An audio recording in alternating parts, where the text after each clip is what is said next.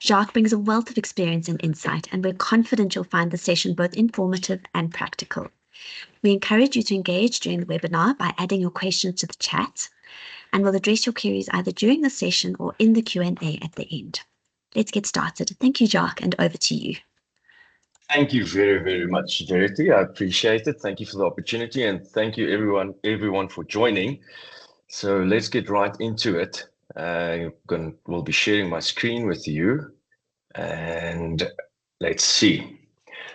So last year, this time, after our ministers wandered into a wonder cave where they discovered a genie in a bottle, they decided to release that genie and give South African members or members of South African retirement funds access to a front row seat to an Oprah's Big Give show. And this big show resulted in members responding with huge enthusiasm, almost as if money is being handed out for free. And the queues to receive 30,000 got longer and longer. The ones that did not get the 30,000 was angry and confused. Now, this whole big show resulted in, within the first week of making it effective on the 1st of September 2024, that 160,000 tax directives were received by the 11th of September, with a gross lump sum of benefits amounting to 4.1 billion rand. Now, in 6 months, this system paid roughly 22 billion to members, generating 12.9 billion in revenue for SARS. Now, in January 2025, the cumulative tax revenue from the two-pot system withdrawals was 11.3 billion rand. And in March, this surged to 12.9 billion rand, indicative of second attempt at withdrawing money, considering it was the beginning of the new tax year. Good morning, everybody. My name is Jacques Wust, and I will be taking you through the two-pot system, giving you some insights to the two-pot system, and hopefully with an angle and a view that is slightly different to only a technical conversation. To start it off with, I think it's important to understand the retirement equation. Now, what is required to achieve a positive or an acceptable retirement outcome? And it's a very simple formula, in fact, consisting only of 3 ingredients. But obviously, it's a lot more complicated, considering that only 10% of South Africans achieve this outcome. If we then look on the other side, 90% of South Africans do not have the ability to continue their standard of living. Now, the equation consists in a modern defined contribution pension fund, and a modern defined contribution pension fund, just as a reminder, refers to what the member contributes, the employer contributes, plus growth. That is their benefit, but they are ultimately responsible to accumulate enough money to secure an acceptable pension. Now, and we'll discuss an acceptable pension just now. So the 3 ingredients is time, contributions, and investment returns. So to achieve a 75% replacement rate, and what that means is that if you reach normal retirement age, that you've accumulated enough money, that money that you've accumulated, when it's translated to an income, that it will equate to 75% of your final salary. So in other words, if your final salary was 10,000 Rand the day you leave the service of your employer, then it is required for you to have enough capital to provide a pension to the value of 7,500 Rand. And obviously, then that capital should also provide for future inflation-related increases. So it's 40 years savings, 15% of each salary that you earn, and then the appropriate investment returns should get you then to a 75% replacement rate. Now, if we go back and we look at the older version of retirement funding vehicle, typically a defined benefit pension fund, it worked on the principle of each completed year, the employer would guarantee a percentage replacement of your final salary. So in other words, a simple conversation or example is for each completed year, the employer can agree and say, I will provide a 2% replacement for each year you work for me as a replacement of your salary. So in other words, if a person worked for 40 years, 2% for each of those years, that equates to 80% of their final salary. But typically, that's a rounded number for easy math. And practice, it used to, it was usually 1/55th for each completed year, which resulted in about a 72% replacement rate after 40 years. So the principles of a defined benefit pension fund or retirement fund is also transferred into the modern defined contribution pension funds. In other words, the same principles apply, time being the biggest one, at least 40 years. And I'll show you a few practical examples in the slides to come. So I think this is important to understand because it all speaks to the result that we are currently experiencing in South Africa with regards to people's ability to retire comfortably.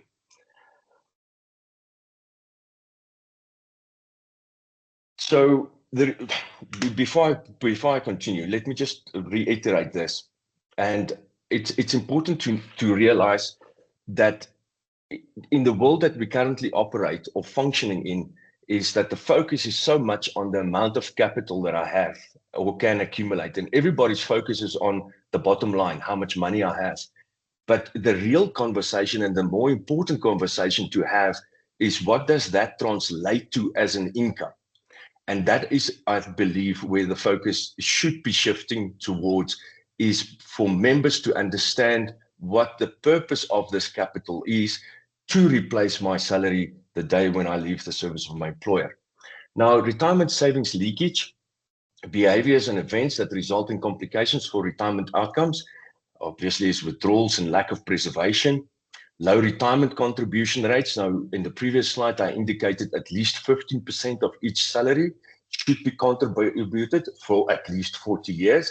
But you may often find that contribution rates after costs and risk benefits may only be 10% retirement funding, or sometimes even less, depending on the conditions of employment.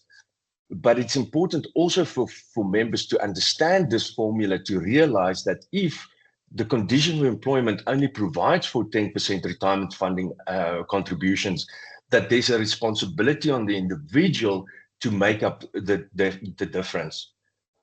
Pensionable salary, and I think this is a big conversation and also often overlooked, is that members, to improve their monthly cash flow, elect a lower pensionable salary. So obviously what you earn, your earnings, your cost to company is what you earn, but the pensionable salary is the value that the contributions the fund receives is calculated on. So in other words, if a person earns 10,000 Rand a month and he or she elects to have a pensionable salary of 5,000 Rand, that contribution rate is not calculated on 10,000, it is calculated on 5,000, which effectively means that this individual is accumulating or saving to replace 75% of 50% of their actual earnings.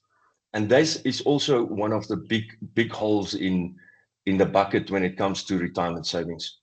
Late promotions with substantial salary increases, often overlooked and not fully understood, is that people do not achieve a 75% replacement rate because 10 years before retirement, they had this promotion, salary increase, and they did not have enough time to allow the capital to catch up with the replacement outcome or the desired replacement outcome. Investment choice, members often getting involved, not following the defaults or the life stage models, Typically, I remember 2008, the debt crisis.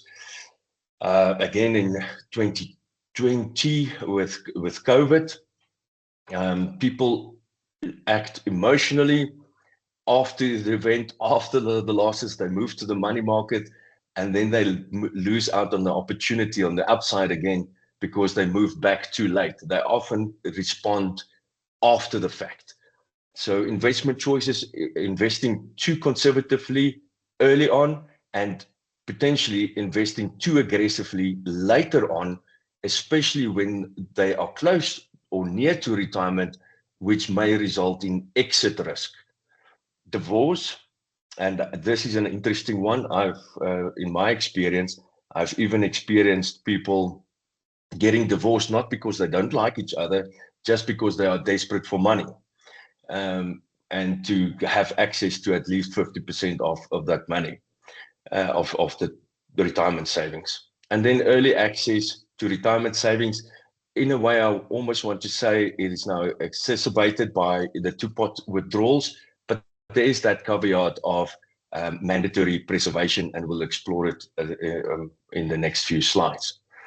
So, and you'll find that I will be speaking to later on, specifically with practical examples, that even though the two-pot system and all these retirement reform changes that came into effect over the past 10 years, more specifically, even though talks of retirement reform started in 95, even with all these changes to improve preservation, there are so many factors. There's 7 that I've just mentioned, potentially 6 and even more, that may result in a retirement outcome that is not sustainable in the sense of that 75% replacement rate. So I don't think with all the retirement reform and even with the two-pot system that we will find that people will achieve that desired 75% outcome. And I'll give you a few practical examples in just a moment.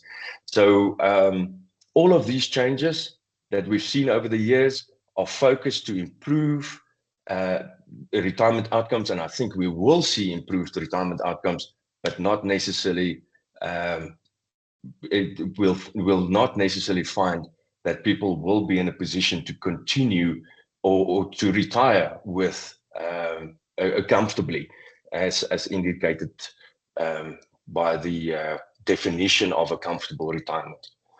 So let's look a little closer at the two-pot system. Now, this is a snapshot, and it speaks to mainly the contributions, how that will be treated going forward. So as at 31 August, whatever the capital value was at that time, was then basically locked in and closed, and no further contributions are allowed to that component. But all future contributions will be divided into 1/3, 2/3, 1/3 being allocated to the savings component and 2/3 to the retirement component.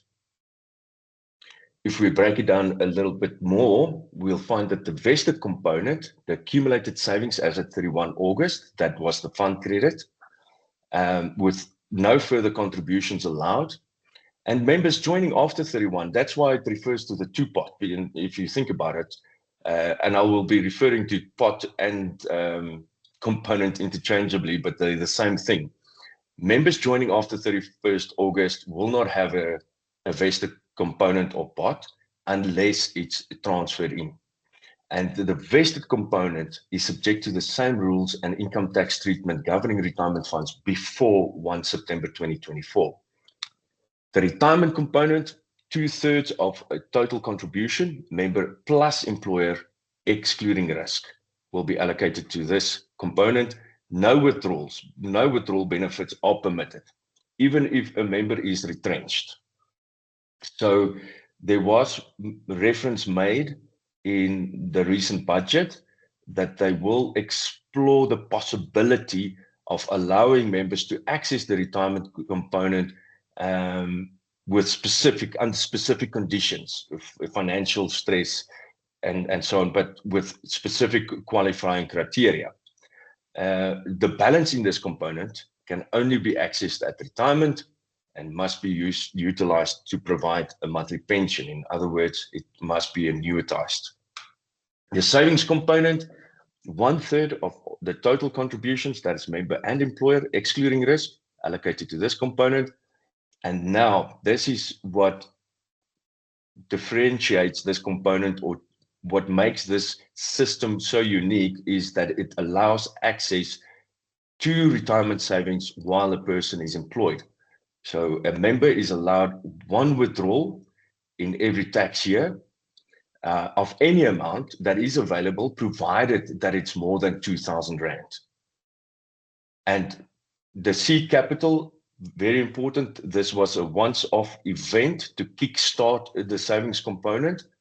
And many of members of retirement funds did not fully understand it, because they heard 30,000 and everybody felt they're entitled to their 30,000, but it was limited to 30,000. So as at 31 August, whatever that fund credit was, as an example, if it was 350,000, 10% of 350,000 is 35,000, but it was limited to seed capital of 30,000. And then also the same applies if a person had 200,000, they would not have seed capital of 30,000. Instead, they would have seed capital of 20,000. Now, withdrawals, very importantly, are taxed at marginal tax rate, the same as your salary. If we drill down a little bit deeper, there are basically then 3 events or employment status that affect the benefit options and also the tax applicable to the benefit options. So if a person is pre-retirement and employed, when it comes to the vested component, same rules apply as to before 1 September 2024. So in other words, while you're employed, no withdrawal is permitted. Members do have the opportunity to transfer this component, a portion or the total value of the vested component, to the retirement component. And then the tax obviously only accessible when leaving the employment. And then that tax is determined on the reason for leaving the employer. And I'll show you in the next 2 slides. The savings component, while you are employed, 1 withdrawal every tax year, provided it's more than 2,000 Rand. Transfers from this component is also allowed to the retirement component, and a portion or all of it. Withdrawals are taxed, again, I have to emphasize it, it is taxed at marginal tax rate. There are no tax-free portions, even if retrenched. So the retirement component is easy, not accessible while you are employed, the same as the vested component, in fact. However, even if you leave the service of employer and you become unemployed, whether this is due to resignation, retrenchment, dismissal, whatever the reason may be, then the options will look as follows. Now, very importantly, I'm speaking to the options relating to a pension fund. A vested component in the retirement annuity, for an example, if you are unemployed, you can still not access it because the same rules pre-1 September 2024 applies.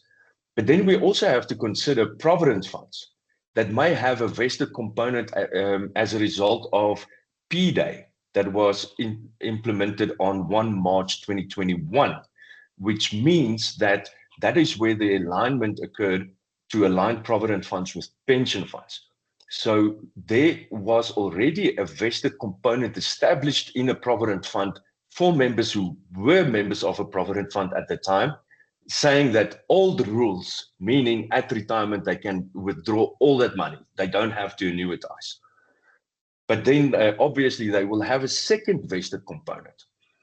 So it's important just to be aware of the difference between vested in a retirement annuity, a provident fund, and then also a pension fund. So this slide specifically mainly speaks to the vested component in a pension fund. So the benefit options, when you've left the service of employer, for whatever reason it may be, a member can elect to become paid up, or that's by default. So when a pension fund receives the final contributions, then that money will become paid up, and then until the fund receives an instruction to either continue, withdraw, or whatever. So a full transfer is option. Transfer is available. Full cash withdrawal, partial withdrawal, and transfer. What are the tax implications? Again, as previously, pre-1 September 2024, the withdrawal lump sum tax table will apply in the event of dismissal or a voluntary resignation, or the retrenchment. In the event of retrenchment, the retirement tax table will apply on a withdrawal or a partial withdrawal. The savings, member can elect to make it paid up, or full transfer, full cash withdrawal, or partial withdrawal, provided that this is the first withdrawal in that specific tax year. If a withdrawal was already made in that tax year, that savings component will have to remain until the new tax year before that can be accessed. Again, taxed at marginal tax rate, even if retrenched. And then the retirement component can become paid up, or a full transfer option is available, and it can only be accessed at retirement, and it must be annuitized. Now, it's important, if a member elects a full transfer or a partial transfer, that all components will follow. So a member cannot elect to transfer the invested component and leave their savings and retirement component with the fund. They will transfer in the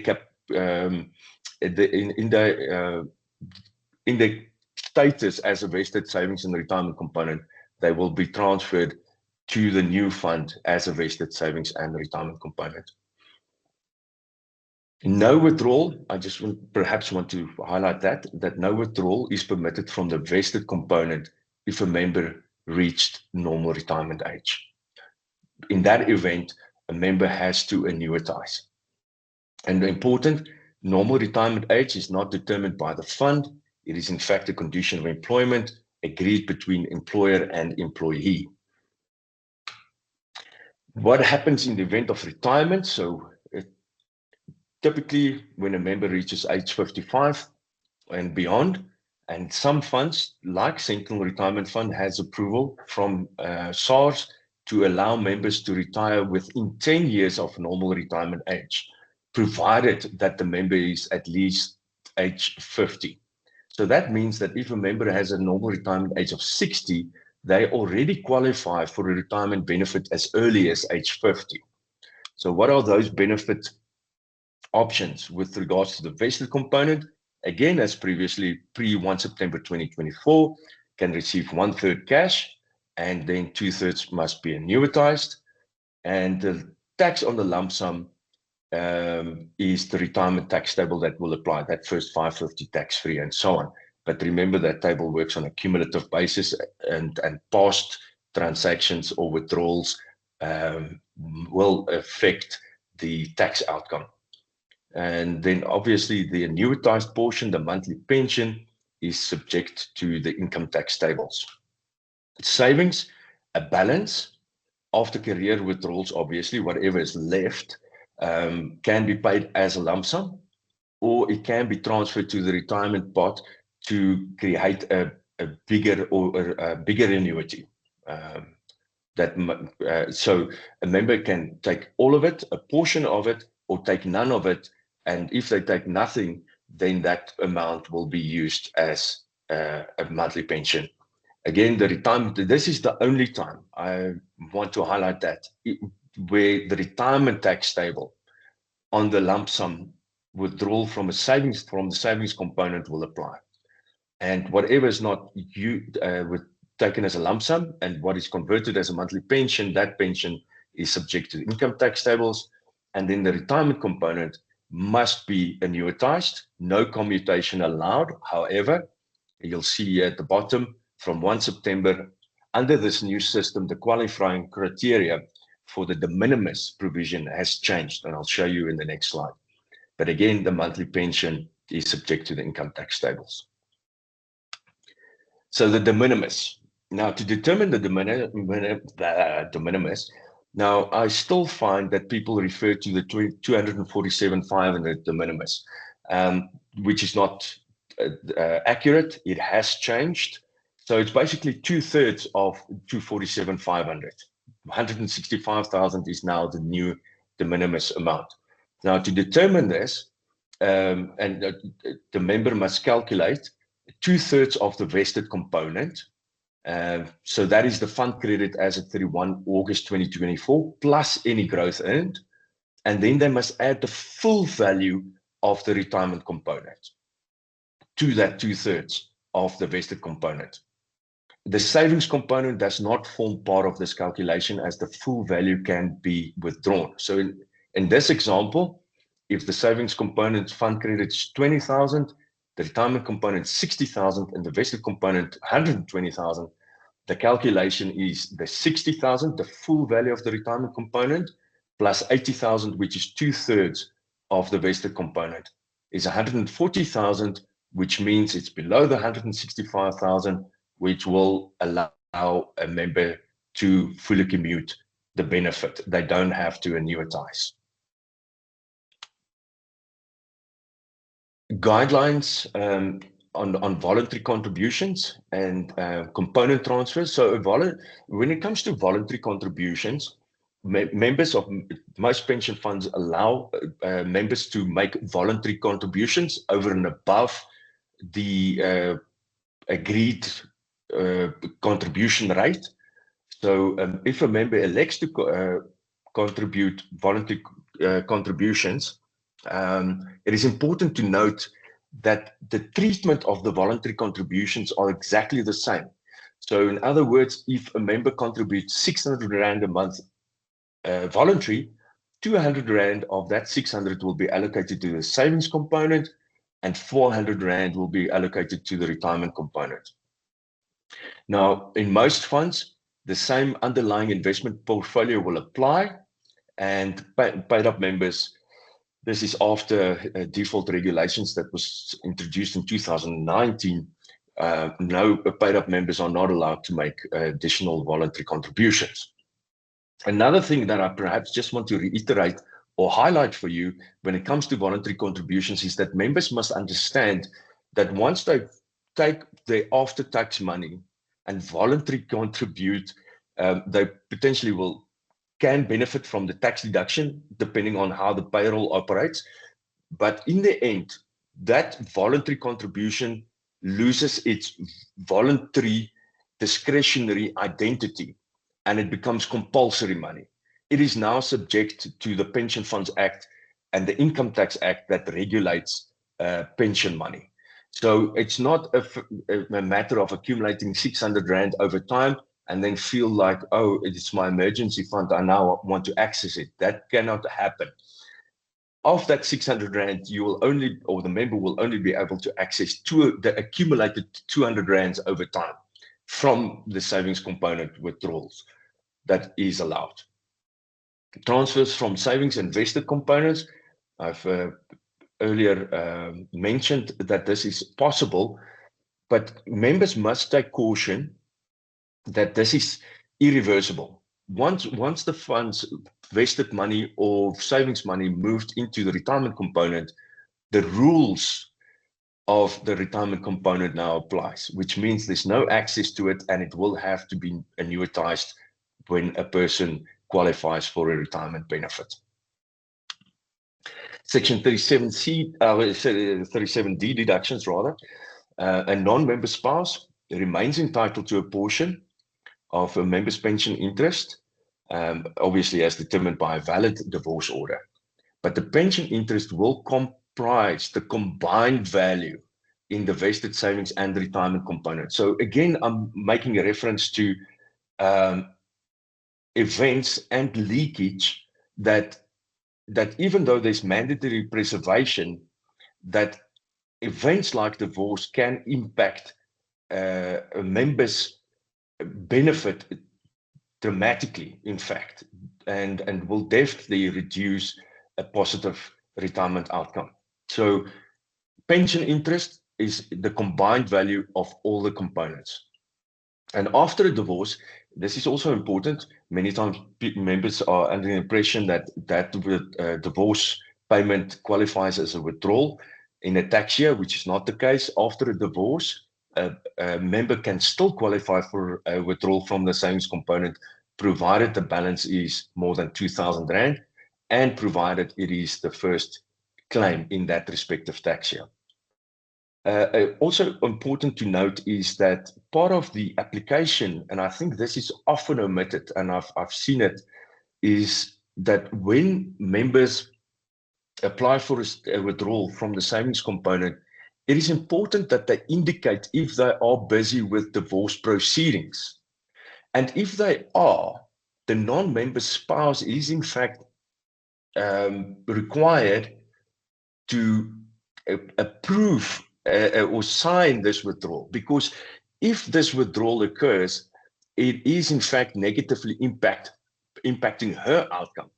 So part of the process, an important part of the process, is in fact that members should indicate on the withdrawal application whether there are proceedings in divorce proceedings in process, in order to allow the non-member spouse to say whether she approves of this withdrawal or not. Housing loans, again, the combined value, and I want to highlight the combined value of all three components. The fund rules may specify that a maximum of 50% of the combined value may be used as a guarantee, but it's important, obviously, to confirm the rules of the applicable fund. And then the amount required to settle this guarantee will be taken proportionately from each component. Now this is the part that I get excited about, and I hope you find this interesting too. And now, what is the impact of a withdrawal behavior on retirement outcomes? So I want to take you through a scenario of a member contributing 3,000 Rand a month, and this contribution increasing at 6% per annum, and the contribution split is 1/3 savings to 2/3 the retirement component. And let's for a moment just ignore the vested component. The investment return is 10% per year, and in the investment term, 35 years. So the two scenarios I'm going to show you is the person withdrawing the savings component plus the growth earned in that specific year or in each year, and versus a person that leaves all the savings untouched for 35 years. And you'll find that after 35 years, the total savings component, the value available in the savings component for the first scenario is only 87,012 Rand compared to 6.1 million Rand, where a member took no withdrawal and allowed the money to compound, resulting in exponential growth. So the total retirement component in both scenarios are the same, because there was no leakage from this component, because obviously mandatory preservation applies. So the combined value after 35 years, scenario 1 versus scenario 2, is about 6.1 million Rand. Maybe less. But anyways, you can see that it's 12 million versus about 18 million Rand. But then you can counter argue and say, but hang on a moment, there was withdrawals made in every year, but that is true. But if that accumulated withdrawals is only about 1.6 million Rand, so it's still a substantial difference between the two scenarios. So the emphasis again is preservation, and for at least 40 years. And I'll show you why 40 years in a moment as well. So what are the key insights from this? Is that making annual withdrawals from the savings pot will dramatically impact the outcome, and not withdrawing grows the combined balance to 18.4 million. That's 49% greater than the constant withdrawal scenario. But now, using this example or these two scenarios and taking it one conversation further, is to say, but let's speak about, when I opened the conversation, I made reference to retirement replacement rate. And I think this should become a more important conversation, and more focus should be placed on this aspect. And that is, if I use the previous scenarios, but I'm highlighting that the total cost to company of the individual is 20,000 Rand. And obviously then this person's pensionable salary is also 20,000. So in other words, 100% pensionable of cost to company. The contribution rate is 15,000, which is that 3,000 Rand per month, and exactly the same. So the scenarios is as follows. The replacement rate, so the future value, so this person's salary is 20,000, the future value of this person's salary is 153,720 if I apply the same 6% salary increases. And you can see the retirement replacement rate between the two scenarios, 40 versus 59%. So what can we take from this? Not only is the problem continuous withdrawals, but also even in the scenario where no withdrawals were made, there was still not a 75% replacement outcome. So the insights from this is that investment term length, in this example, typically a 40-year investment horizon is needed to achieve a 75% replacement rate.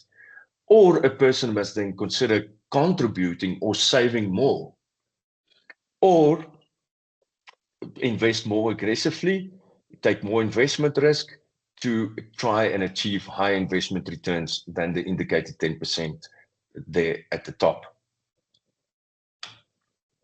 So take caution. What do you need to be careful of when it comes to two-pot withdrawals?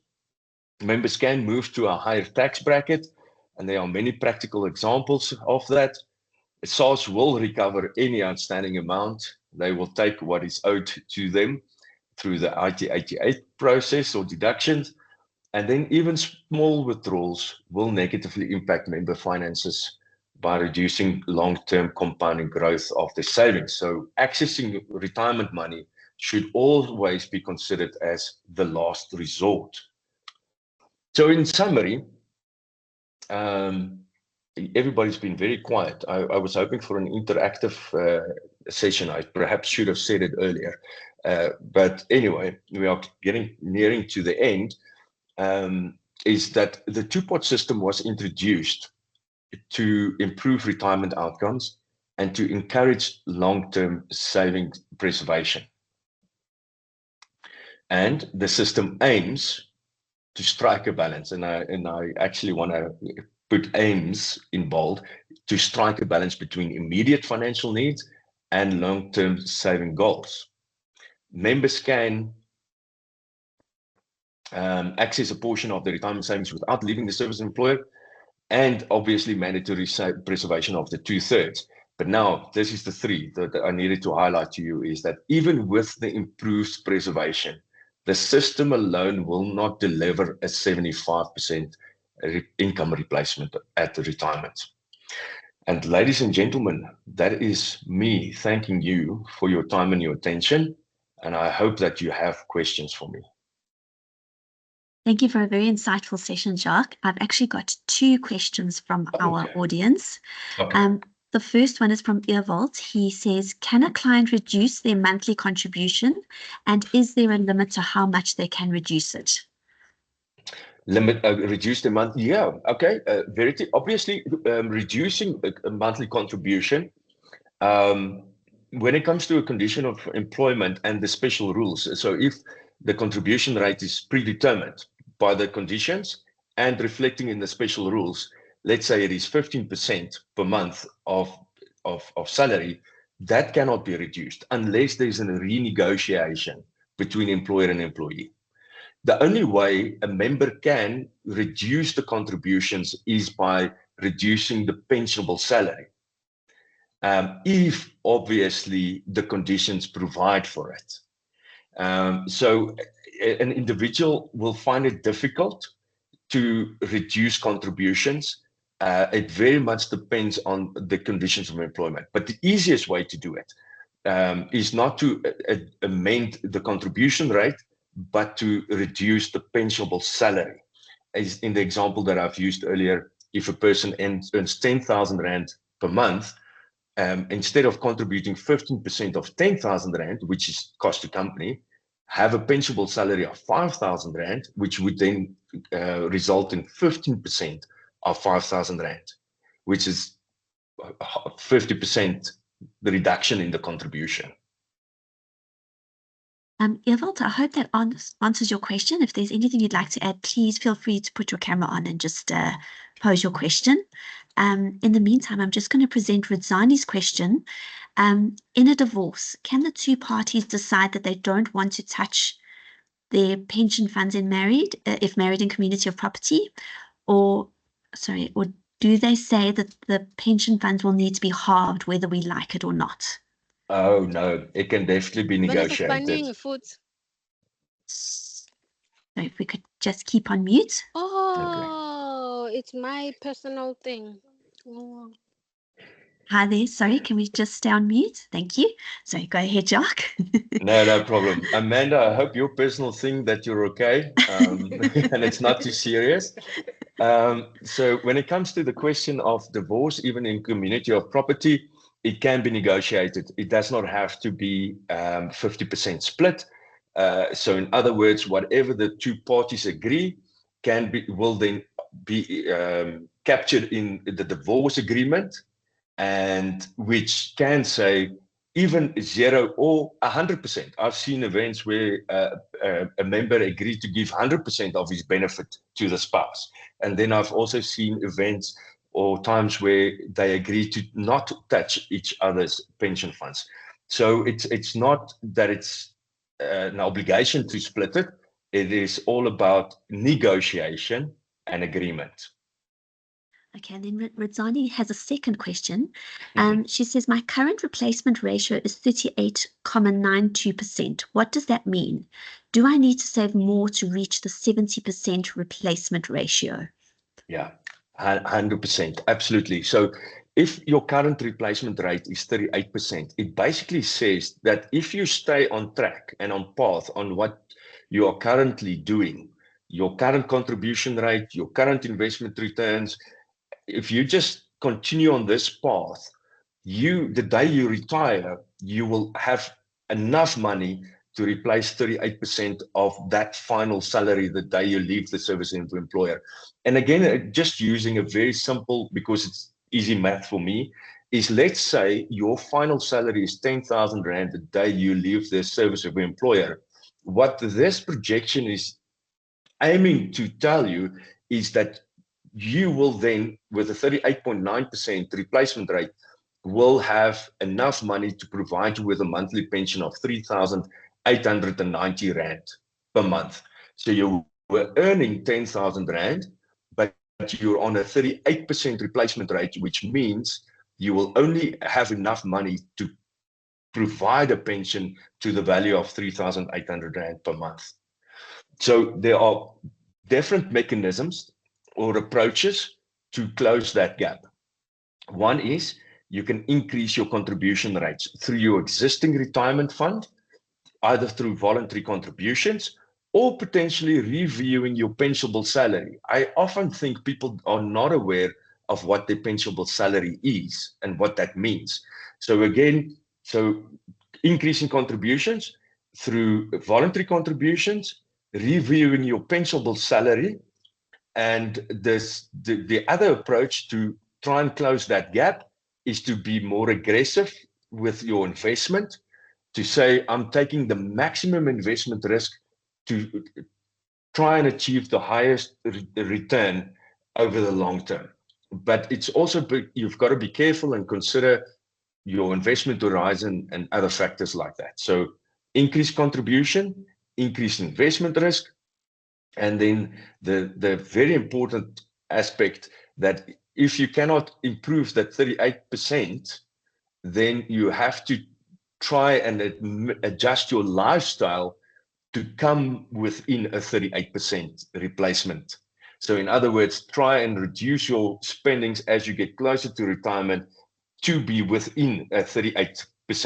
So instead of having to live with 10,000 Rand, try and adjust your habits to get along with 3,800 Rand. Thank you, so- Jacques. Does anybody have any other questions for Jacques while we have our subject matter expert on the line? Oh, that's kind of you. Thank you. Okay, it doesn't seem like there are any more questions. Jacques, thank you so much for taking the time to share your knowledge with us today. It's been a phenomenal session, and we hope to have another session with you again soon. I appreciate it, Verity. Thank you very much to you and Novia One, and everybody for attending. I enjoyed this time with you. Thank you very, very, very much. Sorry, just to, I see Tato Ntunjana says she does have a question. Okay. Tato, would you like to put your camera on? Okay, I think maybe Tato's gotten a bit shy. We can maybe take it offline. Thank you Okay. again, Jacques. Thank you. Sure. Thank you, everybody. Bye-bye.